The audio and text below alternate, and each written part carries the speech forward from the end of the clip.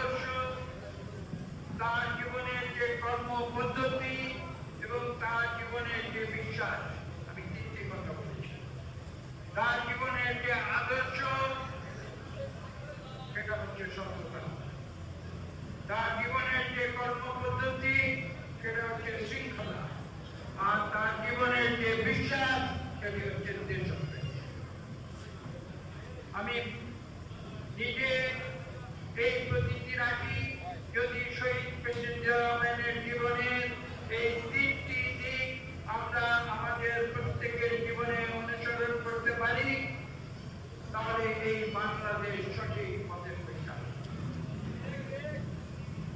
আপনারা জানেন তৎকালীন পূর্ব পাকিস্তান যার একটি কঠিন সময়ে একটি চ্যালেঞ্জের মুখে নিজের জীবনকে বাজি রেখে জিয়া রহমান বলেছিলেন, কি বলেছিলেন? I revolt. কালুরঘাট বেতার কেন্দ্রে গিয়ে তিনি কি ঘোষণা দিয়েছিলেন? তিনি বলেছিলেন, I, Jiya Rahman, do hereby declare the independence of Bangladesh. সেই স্বাধীনতার ঘোষণায় উদ্দীপিত হয়ে তৎকালীন পূর্ব পাকিস্তান, বর্তমান বাংলাদেশ, তখন প্রায় 4.5 কোটি 5 কোটি মানুষ তারা মুক্তিযুদ্ধে ঝাঁপিয়ে পড়েছিল। কখন ঝাঁপিয়ে পড়েছিল? যখন স্বাধীনতার পক্ষের শক্তি বলে দাবিদার আওয়ামী লীগ, যখন তারা কাপুরুষের মতো তারা পালিয়ে। শহীদ প্রেসিডেন্ট জিয়া রহমান কিন্তু নিজের জীবনের মমতা করেননি, এখানে বলা প্রয়োজন। পরবর্তী বাংলাদেশের প্রথম নারী প্রধানমন্ত্রী দেশনেত্রী বেগম খালেদা জিয়া, বর্তমানের প্রধানমন্ত্রী জনাব তারেক রহমান, তাদের কথা কিন্তু তখন শহীদ প্রেসিডেন্ট জিয়া রহমান চিন্তা করেননি। তিনি চিন্তা করেছিলেন দেশের এবং সেই বিপদের মুখে তার পরিবারকে ফেলে রেখে, দুটি শিশু সন্তানকে ফেলে রেখে, আমাদের প্রিয় নেত্রী বেগম খালেদা জিয়াকে ফেলে রেখে তিনি স্বাধীনতা যুদ্ধে ঝাঁপিয়ে পড়েছিলেন নিজের জীবনকে। এই সেই জিয়া রহমান এবং পরবর্তীকালে সম্মুখ সমরে যুদ্ধে বিজয়ী হয়ে তিনি এদেশে ফিরে এসেছিলেন। এদেশের মানুষ ভালোবেসে তাকে মুক্তিযুদ্ধের সর্বোচ্চ উপাধি বীর উত্তম উপাধি। সেই জিয়া রহমানকে আজকে আমরা স্মরণ করি, কিন্তু জিয়া রহমানের ইতিহাস কিন্তু মুক্তিযুদ্ধের ঘোষণায় শেষ হয়ে যায়নি। পরবর্তীতে জাতির আরেকটি ক্রান্তিকাল 7ই নভেম্বর 1975 সাল, এই ক্রান্তিকালে সিপাহী জনতার বিপ্লবের মুখে তাকে এই দেশের মানুষ পুনরায় ভালোবেসে ডেকে এনে এই দেশ পরিচালনার দায়িত্ব দিয়েছিল, যে দেশটি তিনি স্বাধীন। এবং এখানে মনে রাখতে হবে 72 থেকে 75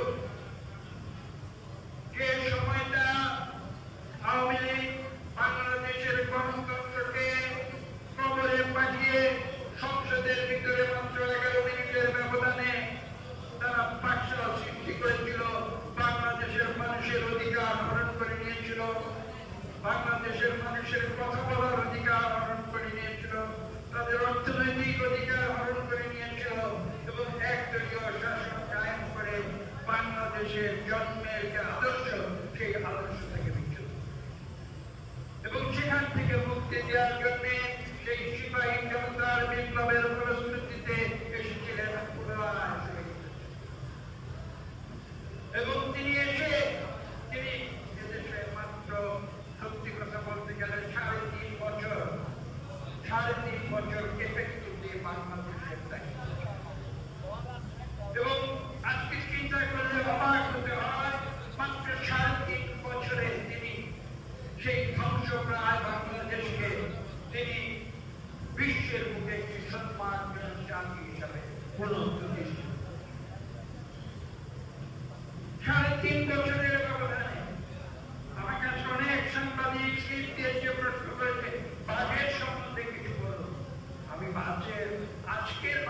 আমি কিছু বলবো না। আমি আপনাদের স্মরণ করিয়ে দিতে চাই শহীদ প্রেসিডেন্ট জিয়াউর রহমান স্বয়ং বাংলাদেশের 3টি বাজেট সেই সালটি, এবং আমার নিজের ব্যক্তিগতভাবে সৌভাগ্য হয়েছিল সেই 3টি বাজেটের একটি বাজেট ভাষণে তৎকালীন সংসদ, যেটা আপনার তেজগাঁওয়ে ছিল, সেখানে আমার স্বয়ং উপস্থিত থাকার সৌভাগ্য। আমি আপনাদের উদ্দেশ্যে বলতে চাই, শহীদ প্রেসিডেন্ট জিয়াউর রহমান যে বাজেট দিয়েছিলেন, সে বাজেট ঢাকা শহরের উঁচুতলার মানুষের জন্য ছিল না। সেই বাজেট ছিল বাংলাদেশের খাওয়া তৃণমূলের গ্রামে গঞ্জের মানুষের।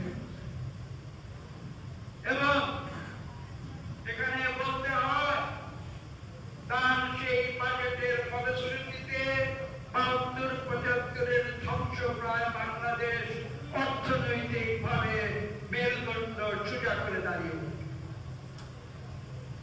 একটি কথা আজকের তরুণ সমাজ, আজকের নতুন প্রজন্ম জানে না। এখানে যারা মুরব্বিয়ান যারা আছেন তারা জানতে পারেন, এখানে ৭২-৭৫-এ বাংলাদেশ সম্বন্ধে আমেরিকার পররাষ্ট্র মন্ত্রী বলেছিলেন তলাবিহীন ছুরি বাংলাদেশ। পরবর্তী ৩.৫ বছরে আমি বলেছি একটু আগে 3টি বাজেট দিয়েছিলেন। সেই সময় সেই স্বল্প সময়ের ভিতরে তিনি যখন বাংলাদেশের অর্থনীতিকে তিনি যখন মুক্ত বাজার অর্থনীতিতে রূপান্তরিত করেন, এদেশে যখন তিনি গার্মেন্টস শিল্পের সূচনা করেন, এদেশে যখন তিনি বৈদেশিক মুদ্রার প্রবাহ সৃষ্টি করেন, বিদেশে আমাদের কর্মজীবীদের প্রেরণ করে, তার মাধ্যমে তিনি বাংলাদেশে রূপান্তরের পরে সেই আমেরিকা কি বলেছিল, সেই আমেরিকার বিখ্যাত পত্রিকা টাইম ম্যাগাজিনে বলেছিল শহীদ প্রেসিডেন্ট জিয়াউর রহমান তিনি বাস্কেট কেসকে একটি সাকসেস কেস। আজকে জিয়াউর রহমানের এই মুহূর্তে এসে তার জীবনী আলোচনা করতে গিয়ে আজকে নতুন প্রজন্মকে সেই শব্দগুলো জানাতে হবে। তারা জানে না, তিনি আজকে মৎস্যজীবী দল তারা এই আলোচনা শোনায়। মৎস্যজীবীদের জন্য শহীদ প্রেসিডেন্ট জিয়াউর রহমান কি করেছেন আমি তার বিস্তারিত বর্ণনায় যাব না। আমি অন্য একটি উদাহরণ দেখছি। এখানে আমি জানি না কেউ অবহিত আছেন কিনা, শহীদ প্রেসিডেন্ট জিয়াউর রহমান কিন্তু এক সময় ঢাকা বিশ্ববিদ্যালয় তথা বিভিন্ন বিশ্ববিদ্যালয়ের শিক্ষক ছাত্রদের নিয়ে বঙ্গোপসাগরে তিনি হিজবুল বাহার জাহাজে করে তাদের শিক্ষা সফরে, এবং সেই শিক্ষা সফরে তিনি ছাত্র শিক্ষকদের বলেছেন এই বঙ্গোপসাগরে যে মৎস্য সম্পদ রয়েছে আমরা যদি তার সঠিক ব্যবহার করতে পারি তাহলে বাংলাদেশের অর্থনীতির ইতিহাস। আজকে সেই কথাগুলো নতুন তিনি দেশের কৃষি ক্ষেত্রে বিপ্লব এনেছিলেন খাল কাটার মাধ্যমে, যার পুনরাবৃত্তি করেছেন আজকের আমাদের প্রিয় প্রধানমন্ত্রী জনাব তারেক রহমান। এবং সেই খাল কাটার মাধ্যমে সেচ, উন্নততর সেচ পদ্ধতির মাধ্যমে বাংলাদেশে হাই ইল্ডিং ভ্যারাইটি চাল উৎপাদন করে তিনি একটি দেশ, যে দেশ খাদ্যের সবসময় তারা ঘাটতি ছিল, সেই দেশে তিনি এমন খাদ্য উৎপাদন করেছিলেন যে এই দেশ তখন বিদেশে খাদ্য রপ্তানি। এই ইতিহাস যদি আমাদের নতুন প্রজন্ম না জানে তাহলে কিন্তু আমরা শহীদ প্রেসিডেন্ট জিয়াউর রহমানের মৃত্যু দিবস পালন করে শোক দিবস পালন করে।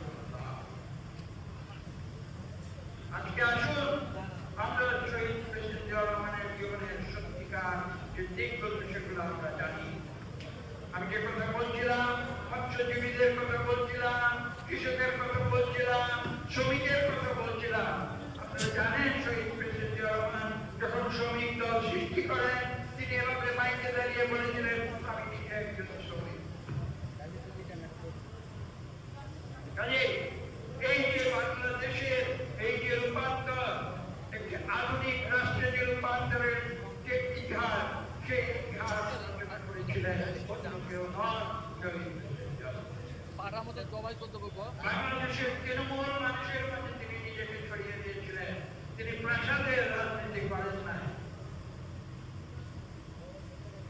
এই দেশের মানুষ ভালোবেসে তাকে একটি উপাধি দিয়েছিল। জানি না আজকে নতুন প্রজন্ম জানে কিনা, তারা শহীদ প্রেসিডেন্ট জিয়া রহমানকে উপাধি দিয়েছিল রাখাল। রাখাল রাজা কেন? তিনি গ্রামে গঞ্জে রাখালের মতো তিনি তৃণমূলের মানুষের সঙ্গে কাজ করে তিনি বাংলাদেশকে নতুন করে অর্থনীতির দিক শুধু নয়, রাষ্ট্রনীতির দিক শুধু নয়, দরিদ্র মানুষের জন্য রাজনীতি শুধু তাই নয়, তিনি কিন্তু বিশ্ব অঙ্গনেও তিনি তার সফলতার সুফল রেখেছিলেন। আপনাদের মনে করিয়ে দিতে হয়, আজকে জনাব তারেক রহমানের নেতৃত্বে যেমন বাংলাদেশ জাতিসংঘের সাধারণ পরিষদের সভাপতির পদ পেয়েছে, শহীদ প্রেসিডেন্ট জিয়া রহমানের নেতৃত্বে ঠিক তেমনি জাতিসংঘের সিকিউরিটি কাউন্সিলের সর্বপ্রথম সদস্য পদে নির্বাচনে বাংলাদেশ জয়লাভ। এসব জিয়া রহমানের। শুধু তাই নয়, তিনি এই আঞ্চলিক রাজনীতির ক্ষেত্রে নতুন ধারা সংযোজন করে সার্ক সৃষ্টি করেছিলেন এবং বিশ্ব অঙ্গনে তার সুনাম এমনভাবে ছড়িয়ে পড়েছিল, সে সময় যখন ইরান যুদ্ধ শুরু হয়, সেই যুদ্ধে শান্তি স্থাপন করার জন্য আন্তর্জাতিক আল-কুদস কমিটি হয়েছিল। বিশ্ব যে তারা শহীদ প্রেসিডেন্ট জিয়া রহমানকে সেই কমিটির সদস্য করে। আপনারা, আমি নতুন প্রজন্মের উদ্দেশ্যে বলতে চাই, আপনারা সেই ইতিহাস করে জানুন। তার সত্য জীবনে তিনি কি করেছেন, কি অর্জন করেছেন, সেগুলো আপনারা জানতে চেষ্টা করুন এবং আমাদের যা থেকে নিজেদের জীবনে আমরা যেমন সেগুলো প্রতিপাদিত। বাংলাদেশকে যেন আজকে আমরা জনাব তারেক রহমানের নেতৃত্বে পুনরায় সেই বিশ্বের মধ্যে সম্মানজনক উচ্চতায় নিয়ে যাব। এই উদ্দেশ্যে আমি আপনাদের খুব সংক্ষেপে আজকে কিছু কথা বলেছি। আজকে শুক্রবার, নামাজের সময় হয়ে যাচ্ছে, দীর্ঘ বক্তব্য দেওয়ার সুযোগ নেই। আপনি ইনশাআল্লাহ আপনাদের এই মৎস্যজীবী কমিটির পূর্ণাঙ্গ জাতীয় কমিটি যখন হয়ে যাবে, আপনারা যদি আমাকে অনুগ্রহ করে এখানে আসার সুযোগ দেন, কথা বলার সুযোগ দেন, সেদিন ইনশাআল্লাহ আমি পুনরায় এসে আপনাদের সামনে বাংলাদেশের জাতীয়তাবাদের যে জনক, বাংলাদেশী জাতীয়তাবাদী যে জনক শহীদ প্রেসিডেন্ট জিয়া রহমানের জীবনের বিভিন্ন দিক নিয়ে আমি আলোচনা করব। একটি কথা আপনারা বলে যাবেন না, শহীদ প্রেসিডেন্ট জিয়া রহমানের মানববদ্ধ যে সৃষ্টি, সেটির নাম হচ্ছে বাংলাদেশ জাতীয়তাবাদ। তিনি বলেছিলেন, এখানে শুধু বাঙালি বললে হবে না, এটি একটি দেশ, ছোট্ট একটি দেশ, জনসংখ্যা বৃহৎ, এখানে বাঙালি আছে, এখানে মারমা আছে, এখানে চাকমা আছে, এখানে হাজং আছে, এখানে বুরং আছে, এখানে সাঁওতাল আছে। সবাই মিলে একটি সুন্দর ফুলের মালা যদি আমরা তৈরি করি, এখানে প্রত্যেকটি জাতি এক একটি ছোট্ট ছোট্ট ফুল, সেই ফুলগুলির সমাহারে যে মালাটি তৈরি হবে, সেই মালার নাম হচ্ছে বাংলাদেশী জাতীয়তাবাদ। এটা ছিল জিয়া রহমানের যে ধারণা, আদর্শ।